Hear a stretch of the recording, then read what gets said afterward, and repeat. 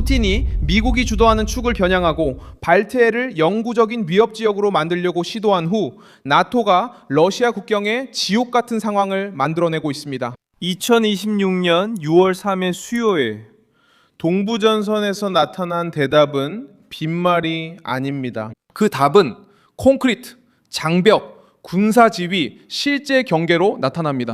라트비아, 에스토니아, 리투아니아는 발트해 방어선을 강화하고 있으며 나토는 모스크바가 국경을 넘으려 할 경우 더 신속하게 대응할 수 있는 새로운 구조를 준비하고 있습니다. 푸틴은 라트비아가 우크라이나 드론이 러시아 영토를 공격할 수 있도록 길을 열어줬다고 비난하며 공격과 연관된 장소를 정당한 표적으로 간주하겠다고 위협했습니다. 그는 러시아 시민 보호를 명분으로 해외 군대 파견을 허용하는 법안에 서명했습니다. 이 시점에서 상황이 변합니다. 푸틴은 무엇을 위협했을까요? 왜 나토가 콘크리트 장벽으로 대응했을까요? 이 국경이 어떻게 함정이 되었는지 지금 바로 알려드리겠습니다. 이런 직설적이고 군더더기 없는 컨텐츠를 좋아하신다면 구독을 고려해보세요. 여기서는 매일 이런 영상을 올리고 있습니다. 라트비아는 러시아와의 국경에 이른바 용치을 설치하기 시작했습니다. 이것은 주로 탱크와 장갑차 같은 군용 차량의 통과를 어렵게 만들기 위해 사용되는 콘크리트 블록입니다. 이 조치는 국방을 위해 수용된 지역에서 토지 소유주에게 보상을 지급하고 시행되었습니다. 라트비아 정부는 러시아의 위협을 영토 생존의 문제로 다루기로 결정했기 때문입니다. 이 설치는 에스토니아와 리투아니아와 협력하여 발트 지역에서 모스크바의 지상 공격 가능성에 대비해 가장 취약한 경로를 차단하기 위한 더 큰 계획의 일부입니다. 이러한 장벽들은 국경을 장식하기 위해 설치되는 것이 아닙니다. 이 장벽들은 침략군의 진격을 지연시키고 빠른 이동을 막으며 나토가 대응할 시간을 벌기 위해 설치된 것입니다. 실제로 라트비아는 이렇게 말하고 있는 셈입니다. 러시아는 자유로운 도로, 열린 다리, 허술한 국경을 만나지 못할 것입니다. 러시아의 진격이 시도된다면 물리적 장애물, 참호, 방어진지, 감시, 그리고 연합군 지휘부와의 통합에 직면하게 될 것입니다. 푸틴은 두려움을 원했지만 준비태세만 보고 있습니다. 에스토니아는 이미 나르바 지역의 검문소를 강화해 오고 있었습니다. 이 지역은 러시아와 마주하고 있어 상징적, 군사적으로 중요한 곳입니다. 나르바 강위의 다리는 민감한 지역으로 러시아와 맞닿아 있습니다. 에스토니아 당국은 출입문과 장벽을 설치해 출입 흐름을 더 잘 통제하고 허가되지 않은 이동을 막고 있습니다. 문제는 러시아 탱크뿐만이 아닙니다. 이주 압력, 국경 도발, 주권을 시험하려는 시도, 정치적 소모 시도도 존재합니다. 리투아니아도 폴란드와 리투아니아 사이에 위치한 러시아 영토 칼리닝그라드 근처에 장벽을 설치했습니다. 이 지점은 칼리닝그라드가 발트해 지역 내에서 러시아의 전략적 거점이기 때문에 모스크바를 불편하게 만듭니다. 리투아니아가 장애물을 설치하고 이를 군사 공병 계획에 통합할 때 위기가 닥친 후에 즉흥적으로 대응하지 않고 미리 준비하겠다는 의지를 보여주는 것입니다. 방어는 공격 전에 이미 시작되며 이는 푸틴이 원치 않는 논리입니다. 나토는 이제 훨씬 더 강력한 조치를 준비하고 있습니다. 독일, 네덜란드 군단은 러시아와의 충돌 시 에스토니아와 라트비아에 주둔한 동맹군의 지휘 역할을 맡게 됩니다. 로이터 통신은 이러한 변화가 동부전선을 강화하고 모스크바가 이 지역을 시험할 경우 병력의 신속한 투입을 목표로 한다고 보도했습니다. 이 부대는 독일 뮌스터에 주둔하고 있습니다. 이 부대는 16개국이 참여하고 있으며 비상시 더 큰 병력을 조직하기 위한 지휘 구조로도 활용될 수 있습니다. 이 점이 결정적인 이유는 현대전이 단순히 병사를 배치하는 것에만 의존하지 않고 지휘, 군수, 통신, 그리고 속도에 달려있기 때문입니다.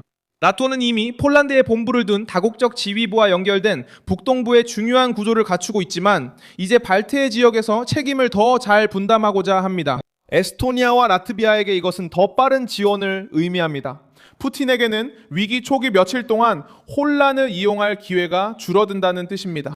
푸틴은 미국 주도 진영을 겨냥해 서방의 우크라이나 지원을 나토 국가들을 위협하는 명분으로 삼기 시작했습니다. 러시아 정보기관은 라트비아가 우크라이나가 라트비아 기지에서 드론 공격을 준비하도록 허용했다고 비난했습니다. 히가는 이를 부인하며 비난을 허위 정보 캠페인이라 했습니다. 그럼에도 불구하고 모스크바는 강경한 입장을 보이며 적절한 대응을 언급했습니다. 이것이 바로 러시아의 오래된 전술입니다. 비난을 만들어내고 압박을 퍼뜨리며 반응을 살피고 상대방의 심리적 경계를 밀어붙이려 합니다. 푸틴이 해외에서 러시아군을 사용할 수 있도록 허용하는 법안에 서명하면서 긴장은 더욱 심각해졌습니다. 그는 러시아 시민을 보호한다는 명분을 내세웠습니다. 체포, 재판, 구금 또는 추정되는 박해에 직면했을 때 발트해 국가들에게 이런 조치는 즉각적인 경고 신호가 됩니다. 라트비아와 에스토니아에는 중요한 러시아계 공동체가 있습니다. 그리고 모스크바는 이미 국경 밖의 러시아인을 보호한다는 논리를 정치적 도구로 사용한 적이 있습니다. 크렘린이 이것을 군사 행동에 대한 법적 허가로 바꿀 때 이웃 국가들에게 보내는 메시지는 위험합니다. 바로 그 지점에서 나토의 결정이 정치적 무게를 갖게 됩니다. 이것은 전쟁을 도발하려는 것이 아닙니다. 푸틴이 열린 문이 있다고 생각하지 못하게 막는 것입니다. 메시지는 간단합니다. 모스크바가 구실을 만들면 국경이 이미 더 단단히 닫힐 것이고 장갑차로 넘어오면 장애물을 만날 것입니다. 혼란을 일으키면 연합군 지휘를 마주할 것이고 작은 나라들을 위협하면 테이블 한가운데 제5조 가 있음을 알게 될 것입니다. 나토는 푸틴에게 약해서도 위협이 사라지지 않으며 오히려 크렘린의 욕심만 커진다는 것을 알았습니다. 드론 전쟁은 발트 지역을 새로운 국면으로 이끌었습니다. 공습, 드론 추락, 민방위 경보로 인해 발트 국가들은 드론과 미사일에 대비한 대피 시설에 관한 우크라이나의 경험을 참고하게 되었습니다. 이것은 위협이 단순한 지상 침공만이 아님을 보여줍니다. 오늘날 진짜 두려움은 공습, 사보타주, 하이브리드 전쟁, 민간인에 대한 압박, 그리고 대중의 신뢰를 무너뜨리려는 시도와 관련되어 있습니다. 우크라이나는 러시아 근처에 사는 사람들에게 쓰라린 교훈이 되었습니다. 한편 러시아 자체도 자국 영토에서 타격을 받고 있습니다. 이번 주에는 우크라이나 드론이 상트페테르부르크와 레닌그라드 지역을 공격했습니다. 바로 그때 모스크바는 자국의 대형 경제 포럼에서 힘을 과시하려고 했습니다. 이 점은 푸틴의 모순을 드러냅니다. 에스토니아는 러시아가 나르바강에서 한계를 시험한 것을 보고 통로를 강화하고 있습니다. 리투아니아는 칼리닝그라드 앞 자국 지역을 보호합니다. 약점을 보이면 침입을 초대한다는 것을 알기 때문입니다. 그리고 나토는 군사 지휘부를 배치합니다. 역량이 뒷받침되지 않는 말만으로는 팽창주의 독재자를 막을 수 없기 때문입니다. 푸틴의 러시아는 여전히 다른 나라의 운명을 결정하는 강대국이라는 이미지를 팔려고 합니다. 하지만 발트 지역의 반응은 전혀 다른 모습을 보여줍니다. 작은 국가들이 침착하게 준비하고 동맹국의 지원을 받으며 위험에 대한 분명한 인식을 가지고 있습니다. 맹목적인 신뢰는 존재하지 않습니다. 강화된 국경이 있습니다. 순진함은 없습니다. 계산이 있습니다.